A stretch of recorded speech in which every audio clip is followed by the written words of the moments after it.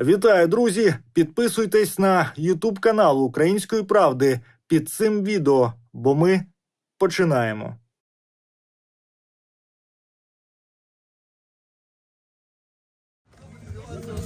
Нормально? Мы, в принципе, весь вечер сидели, смотрели ради этого.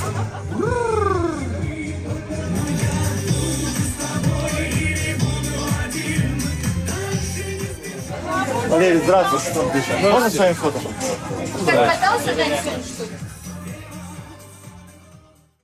Давайте, я все, он подъезжает тоже, я пойду чуть посижу в это хамам, мама весь кайф выпьет, спал, мама, скажу. Куршевель, Франція.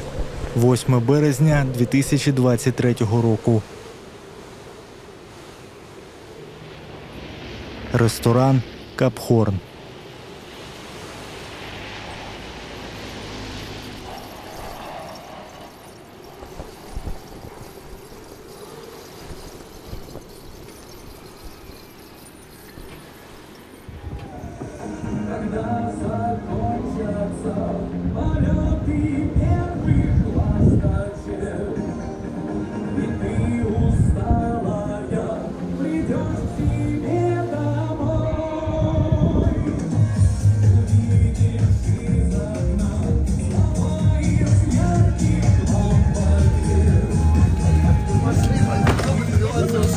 Нормально? Мы, в принципе, весь вечер сидели, смотрели ради этого.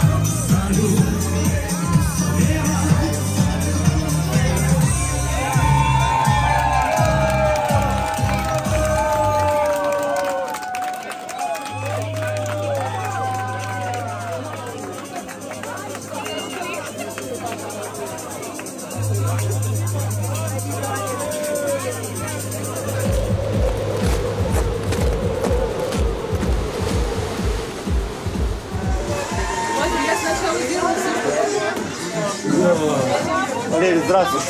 Можно с вами фото? Скажите, как вам отдыхается в Куршевеле, пока Россия бомбит Украину? Почему? А у вас есть позиция? Мы украинские журналисты, снимаем россиян, которые отдыхают. У вас есть позиция? Вы осуждаете войну?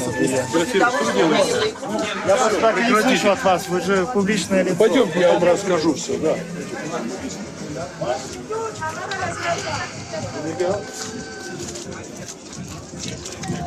Выключите, пожалуйста, я хочу поговорить. Просто обычно, нормально хочу поговорить. Просто хотим камеру. Пожалуйста, не трогайте телефон. Мы в публичном месте на улице. Валерий, вы поддерживаете войну? Или вы боитесь? Вы просто говорите, что это конфликт народов. Если бы на ваш дом напали... Подожди, выруби, выруби, я хочу поговорить нормально. Не трогайте телефон. Что происходит, ребят? Украинские журналисты. Зачем? Валерию, как зачем? Он не хочет сейчас разговаривать. Подожди, я уже... Зачем вы это делаете, ребят? Я вообще не понимаю. Пожалуйста, зачем вы снимаете? Мы работаем. Работа какая? Работа неприятная, да? Да. Валер, пойдем, Валер. Что вы сейчас делаете?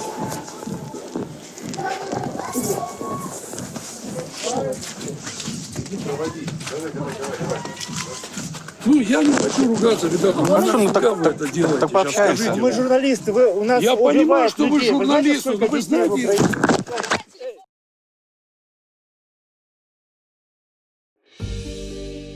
Можливо, Валерій Меладзе не наважився дати відповідь на просте питання через зв'язки з російською владою. За тим, як співак і його супутники намагаються протидіяти нашій знімальній групі, спостерігає ось ця жінка.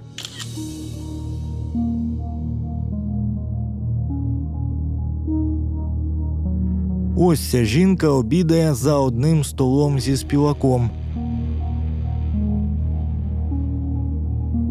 А ось танцює разом з іншими друзями Меладзе. Це Світлана Іванова, дружина заступника міністра оборони Російської Федерації Тимура Іванова.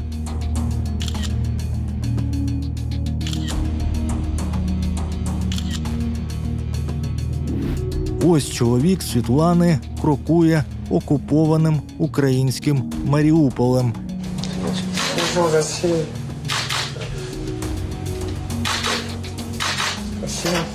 Награждение объявлено. А ось Світлана крокує бутіками в Куршавелі.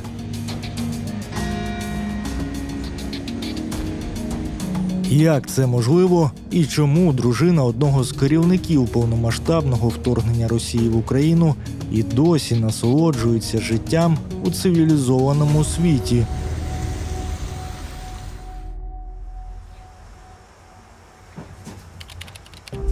Три місяці тому журналісти Російського фонду боротьби з корупцією опублікували резонансний матеріал про вміст пошти Світлани Іванової.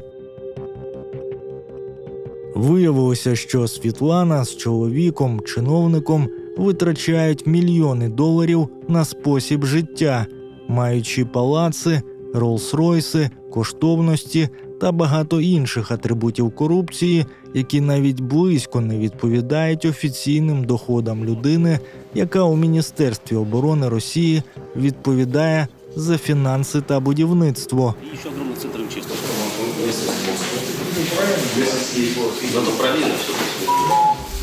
Наприклад, рік тому на початку повномасштабного вторгнення, коли Росія обстрілювала Україну, Світлана купувала коштовності в Парижі.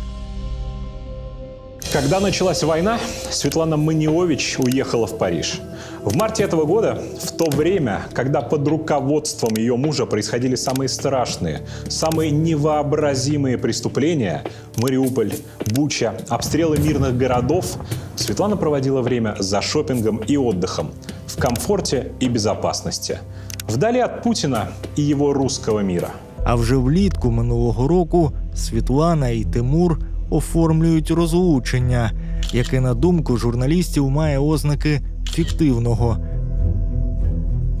Восени заступник Шойгу потрапляє під санкції Європейського Союзу, а колишня дружина не потрапляє. І саме тому Світлана і сьогодні може собі дозволити і далі подорожувати, витрачати кошти у найкращих куточках світу, поки її чоловік продовжує один за одним скоювати злочини.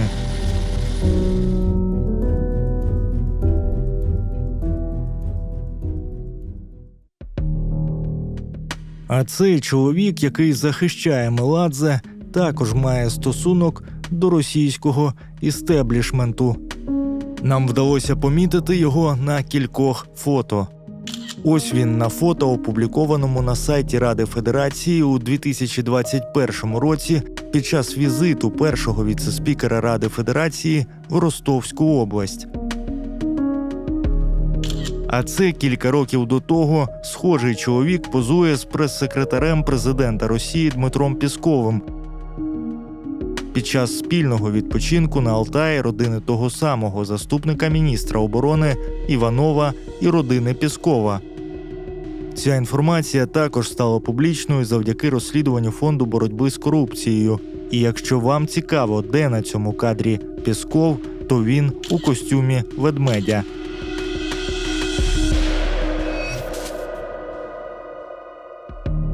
Наступний чоловік, який розділив трапезу зі співаком, відомий московський забудовник Андрій Колочинський. Будівельний бізнес в такій країні, як Росія, напряму залежить від дозволів влади. А відтак це ще один прихильник путінського режиму.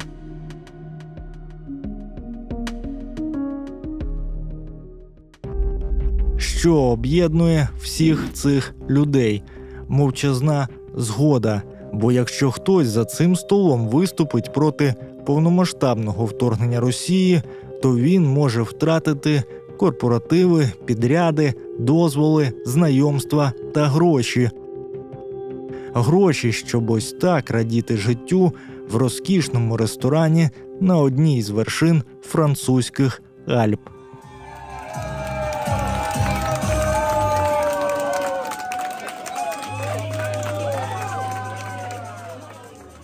Друзі, вступайте до клубу «Української правди», аби підтримати журналістику, яка завдає змін, та зробити свій внесок в об'єктивне інформування суспільства. Бо, як казав один політик, якщо ви і ми, то це всіх. Куршевель – це одна з найулюбленіших точок вільного світу для загарбників росіян. Навіть через рік повномасштабного вторгнення Росії в Україну на цих засніжених вулицях можна зустріти десятки, сотні і навіть тисячі заможних громадян Російської Федерації, представників так званої еліти.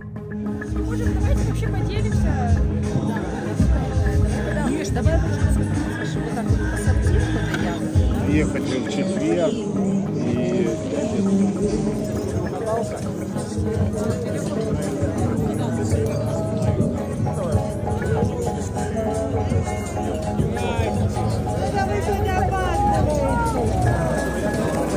Давайте, я все, он подъезжает тоже, я пойду чуть посижу в этом хамам, мама искать.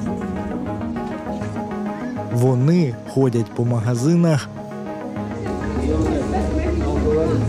и не считает, вот завтра посмеемся за это забастовку.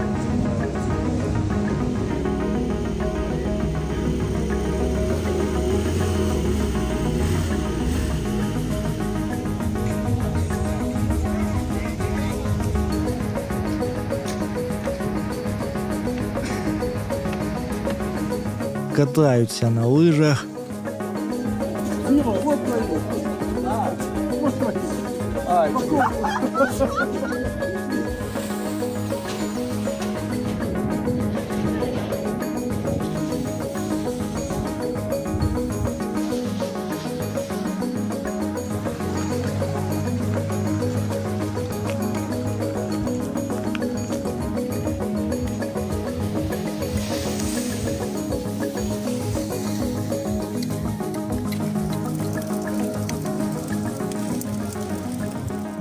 словом, відпочивають.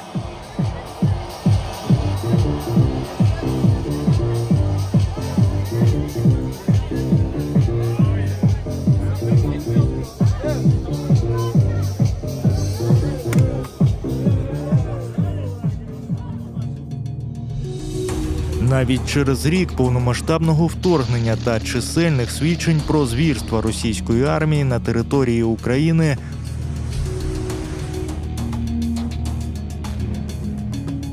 опитані нами росіяни не виступають проти дій своєї країни по знищенню цивілізованого світу, але, очевидно, хочуть і далі відпочивати у цивілізованому світі. Добрый день. Добрый А день. вы из России? Чуть-чуть. Это как? А мы, украинские журналисты, делаем опрос среди россиян. Ну, среди Как- украинцев делайте опрос. Как им отдыхается в Куршавеле, пока Россия бомбит Украину? Как вам Вы отдыхается? проедете вон там у украинцев, спросите, вон там тоже ходят. Где? Ну, мы у вас Езжай своей спрашиваем. дорогой, пожалуйста. Мы у вас спрашиваем, есть у вас позиция или нет? Я тебе ответил на твой вопрос. Езжай своей дорогой. Я просто не понимаю, в чем ответ. Я спросил, как вам отдыхается, пока Ответ ты не Россия... получил же? Нет. Ну все, езжай дальше. Ну, а мне интересно Я не хочу с получить. тобой общаться. Sorry, can you just Спасибо. ask him to go? He's disturbing us. You don't know him? I'm not a security guy. Yeah. Excuse me, I'm not Окей, окей. Але, очевидно, хочуть і далі відпочивати у цивілізованому світі.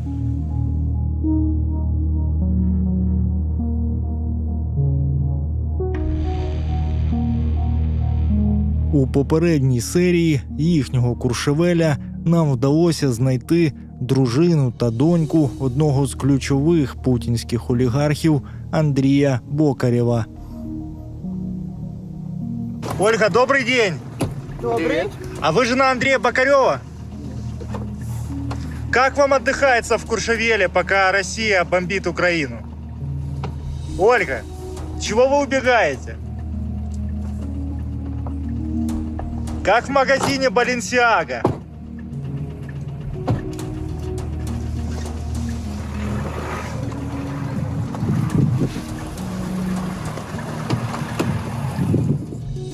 Компанії Бокарєва є серед рекордсменів, які отримують чи не найбільшу кількість державних замовлень. Серед замовників – Міністерство оборони Росії. Раніше Бокарєв був одним з власників концерну «Калашніков», а зараз постачає дизелі для російських військових кораблів.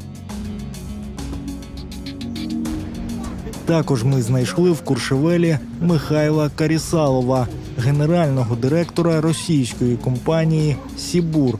Добрый день, уважаемый Владимир Владимирович, уважаемые участники совещания. Яка належить підсанкційному путінському олігарху Леоніду Міхельсону, четвертому у списку найбагатших людей Росії. Надо ж адаптироваться к рынку, да, накроется, выложи, пожалуйста, да.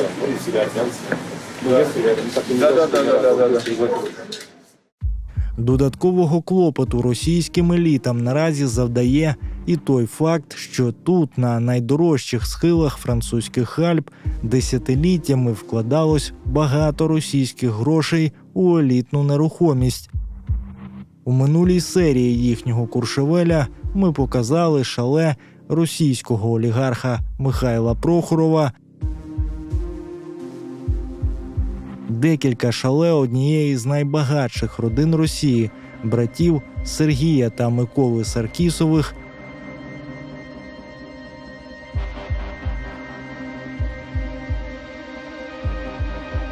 готель дружини одного з найближчих друзів Путіна та одного з найбагатших російських олігархів Геннадія Тимченка, який і досі продовжує працювати навіть попри перебування і самого Тимченка, і його дружини під санкціями Європейського Союзу.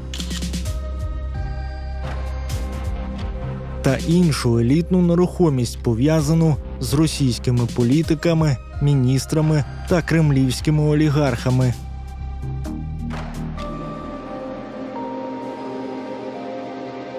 Проте це лише невелика частина масштабної інфраструктури росіян, захованої тут, у французьких Альпах.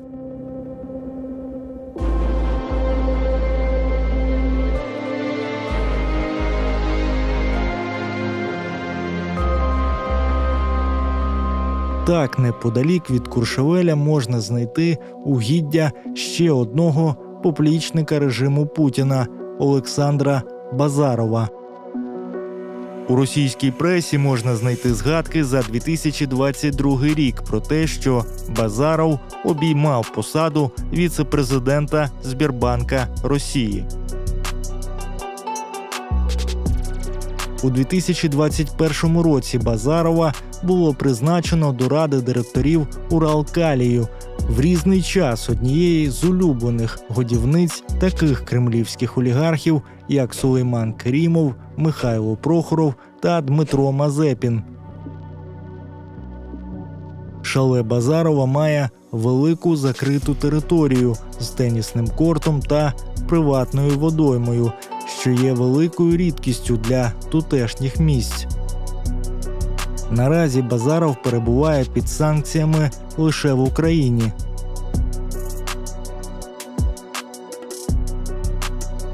Неподалік від угідь Базарова через дорогу розташовується ось це шале.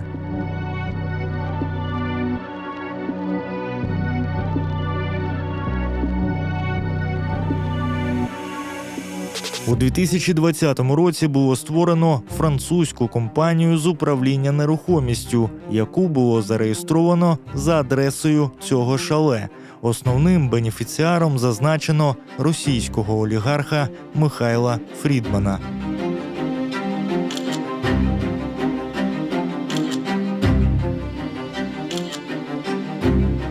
Серед міноритарних власників французької фірми фігурувала кіпрська ABH Ukraine Limited.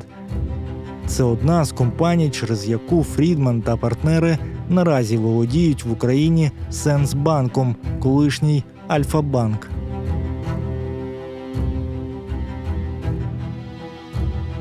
Після повномасштабного вторгнення Росії в Україну і введення санкцій проти Фрідмана, компанія Фрідмана, зареєстрована у цьому шале, припинила свою діяльність.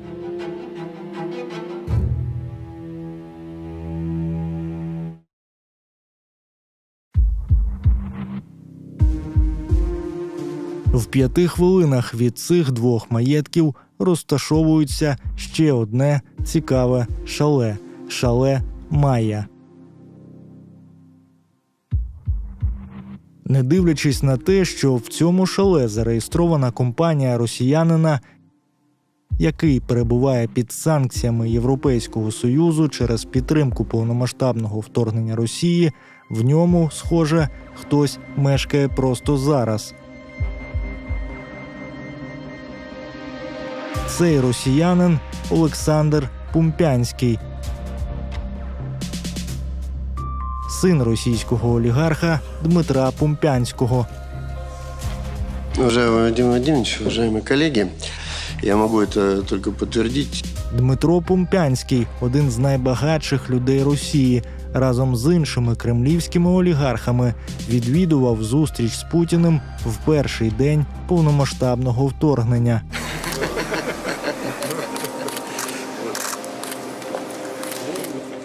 Пумпянський – перший підсанкційний російський олігарх, чию яхту «Аксіома» в 2022 році було спочатку заарештовано в Гібралтарі, а згодом продано на аукціоні за понад $35 мільйонів. Яхту арештували через вимогу банку JP Morgan, якому компанія Пумпянського заборгувала близько $20 мільйонів. Син Пумпянського, безпосередньо пов'язаний з бізнесом батька, після потрапляння під санкції жалівся у ЗМІ, що через обмеження не може жити у Женеві. Адреса шале міститься в переліку заморожених через санкції активів на сайті Міністерства економіки Франції. Однак шале Майя не виглядає заарештованим. Більше того, мешканець шале повідомив про те, що не знає Пумпянського, а шале вони орендують. Панський? Yes, Russian oligarch. I don't know. Це може свідчити про те, що Олександр Пумпянський не лише обходить санкції, а й може заробляти на майні в Європейському Союзі.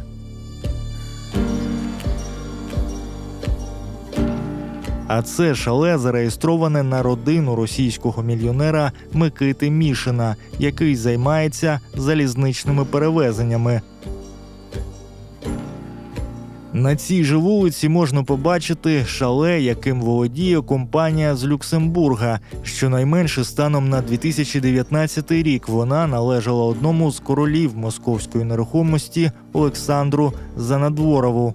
Наразі ж реєстр бенефіціарних власників люксембурзьких компаній недоступний для всіх охочих. І нарешті шале Моне, записане на оточення братів-мільярдерів Саркісових, які продали цей маєток вже після початку повномасштабного вторгнення Росії в Україну. І а вже ж окремої уваги заслуговує натовп російських туристів, який залишає Куршавель лише зі снігом.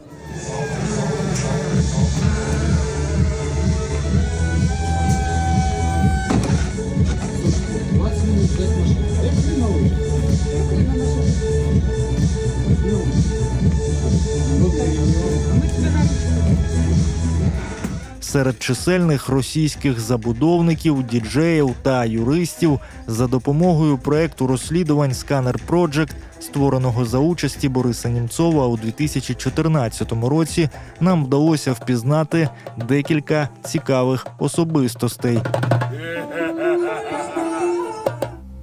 Це залишає п'ятизірковий готель «Олег Давидов». У мережі можна знайти згадки про Давидова за 2021 рік як заступника директора з будівництва компанії «Русхімальянс». Серед співвласників цієї компанії – «Газпром». А цього чоловіка можна помітити на фото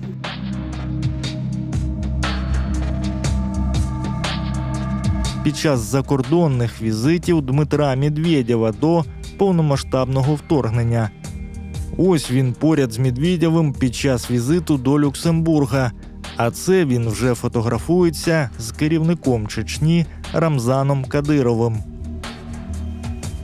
А цей чоловік схожий на Руслана Соколова, колишнього генерального директора телеканалу «Звезда», екс-керівника єдиної телерадіомовної системи Збройних сил Російської Федерації та колишнього власника телеканалу RTVI. Цей чоловік схожий на Рубена Геворкяна.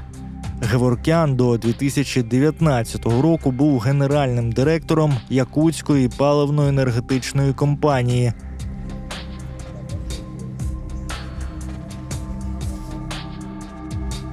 Серед постійних відвідувачів куршавельських бутіків російський мільйонер Рустем Магдєєв.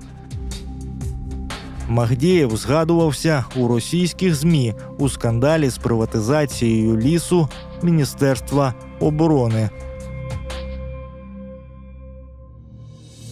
Це вже не перше наше відрядження у пошуках росіян в цивілізованих країнах Європейського Союзу.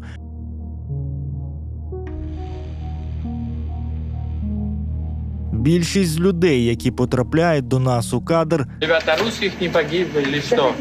Не втекли з Росії, а приїжджають з Росії на відпочинок у Францію, Австрію та інші держави, які офіційна Росія визнає ворожими.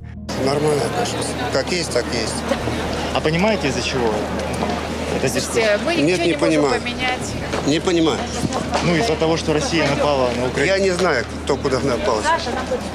Більшість із цих людей не просто не виступає проти повномасштабного вторгнення Росії в Україну, а толерує та навіть підтримує військову агресію. А виходить, що Росія намагається знищити нашу країну через те, що ми намагаємось потрапити до Європейського Союзу. Десятки мільйонів росіян це підтримують.